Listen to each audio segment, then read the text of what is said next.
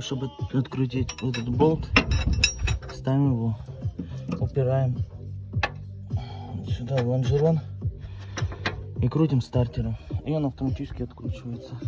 Садимся в машину, включаем зажигание, поворачиваем чуть-чуть. Все, он открутился.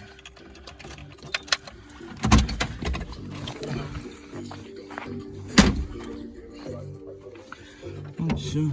Вот он.